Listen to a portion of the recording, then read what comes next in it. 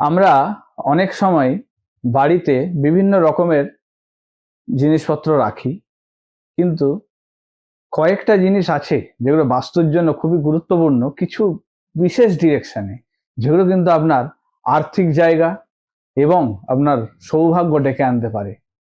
তাহলে অবশ্যই সেই জিনিসগুলো সেই দিকে রাখুন। আমি 2-3টে ডিরেকশন বলবো, যেটা খুব ইম্পর্টেন্ট, ভালো করে নোট করুন এবং সেই দিকে রাখুন। এই জিনিসগুলো যদি রাখেন, বাড়িতে কিন্তু আপনার অর্থ উপার্জন এবং অর্থের সমাগম হবে, ভালো করে আয় উপার্জন বৃদ্ধি পাবে এবং সৌভাগ্য ডেকে আনবে। কি সেই জিনিস?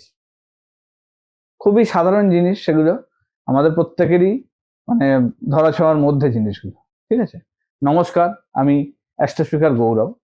বাড়ির উত্তর পূর্ব দিকে একটি গণেশের মূর্তি বা গণেশের ছবি রাখুন, একটি তুলসী গাছ রাখুন এবং একটি অপরাজিতা গাছ রাখুন। এই 3টে জিনিস উত্তর পূর্ব দিকে অবশ্যই রাখুন।